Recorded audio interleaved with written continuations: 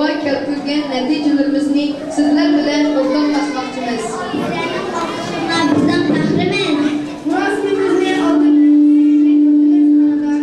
Davlat maoshi. Ondan ana vatani Sharqi Turkistonda